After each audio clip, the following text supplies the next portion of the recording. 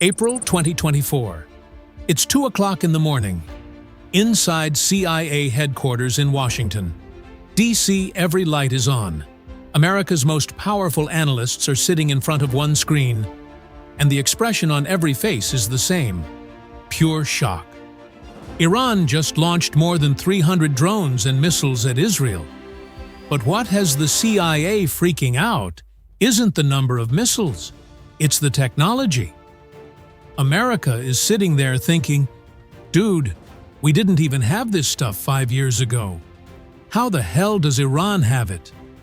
Friends, today we're diving into the question that the world's biggest intelligence agencies are asking themselves right now.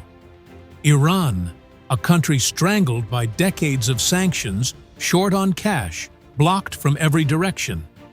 How is it building hypersonic missiles, stealth drones, and electronic warfare systems today?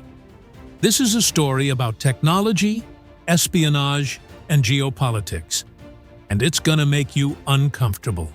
Point 1. Iran's reverse engineering empire. So let's start with a fun question. If someone handed you an iPhone and told you to copy it, no manual, no engineers helping, could you do it? Probably not. But Iran has done exactly that, over and over. In 2011, America's most advanced stealth drone, the RQ-170 Sentinel, crossed into Iranian airspace. Its GPS got hacked, and the drone landed. CIA thought, okay, it must have crashed, but Iran captured it completely intact. Then what happened? They cracked it open, studied every single part, and 4 years later, they built their own stealth drone, the Shahed series. The same Shahed drones that are being used in Ukraine, the Red Sea, Israel right now. In other words, America basically gifted Iran drone technology without meaning to. You know the saying, learn from your enemy. Iran took that literally. And this wasn't a one-time thing. Iran basically runs an unofficial but insanely effective ministry of reverse engineering. Every captured American or Israeli weapon gets taken to a lab.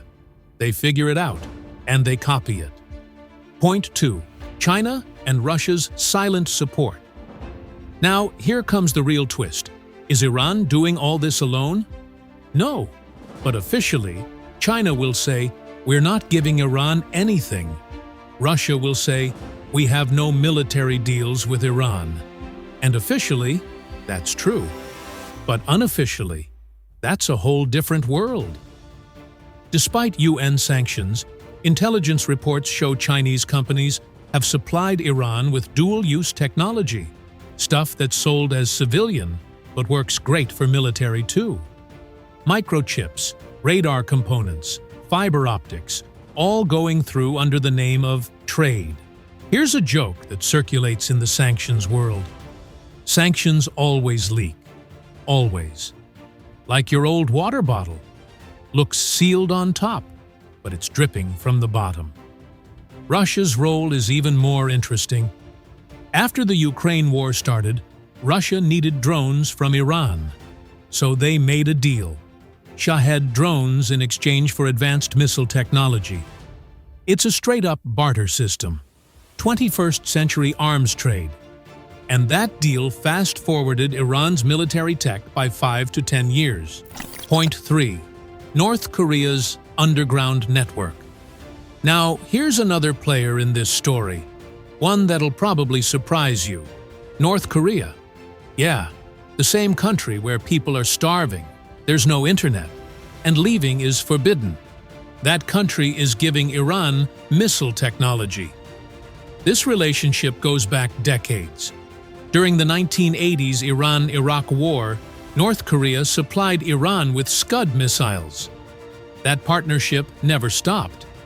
Today, North Korea shares ballistic missile components, warhead designs, and propulsion system know-how with Iran.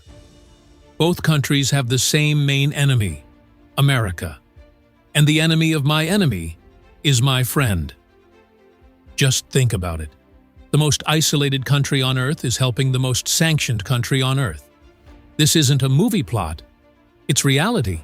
And CIA, Mossad, MI6, they all say the same thing. Tracing this network is almost impossible. Because the deals don't happen on official channels. They go through third countries, shell companies, and straight cash.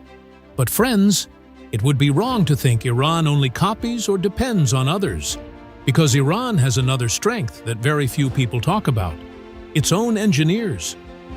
Every year, Iran produces hundreds of thousands of engineering graduates in mathematics, physics, aerospace. The level at Iran's universities is surprisingly high. And where do those graduates go? Straight into IRGC, Islamic Revolutionary Guard Corps, defense programs. These are the people who built Fateh-1, Iran's first hypersonic missile. Speed, Mach 13 to 15. So fast, no existing missile defense can catch it. Shahed 136, the kamikaze drone that shook the whole world. Noor missile, designed specifically to fool Israel's Iron Dome. And here's the fact that keeps Americans awake at night. Some of the technology in Iran's missile programs is completely homegrown. No one gave it to them. They didn't copy it from anyone. They built it themselves. And now we reach the biggest irony of the whole story. America put sanctions on Iran so it couldn't develop military technology. But the exact opposite happened. Sanctions stopped Iran from relying on foreign tech, so Iran started building its own. Sanctions stopped Iranian engineers from going abroad, so they stayed home and did research. Sanctions cut Iran off from global supply chains, so Iran built its own supply chain. You're probably thinking, so are sanctions useless? No. The economy got crushed. Inflation is brutal. People are suffering. But when it comes to military technology, sanctions turned Iran into a self-reliant powerhouse. This is what economists call import substitution industrialization. When you block a country from importing stuff, either it collapses or it learns to make everything itself. Iran didn't collapse. And now, in 2025, as the world watches Iran's missiles, American think tanks are asking one very uncomfortable question. Did we accidentally create this monster ourselves? So, friends, that's the story of how Iran's military technology shocked the entire world. It started with reverse engineering, passed through silent support from China, Russia, North Korea, got stronger thanks to Iran's brilliant homegrown engineers, and actually sped up because of America's sanctions policy. This isn't just Iran's story. It's a lesson. When you corner a country, either it submits or it becomes dangerous. If you found this video informative, hit that like button. If you want more geopolitics topics like this, subscribe and drop a comment. Do you think Iran will become a nuclear power? I read every single comment. See you in the next video.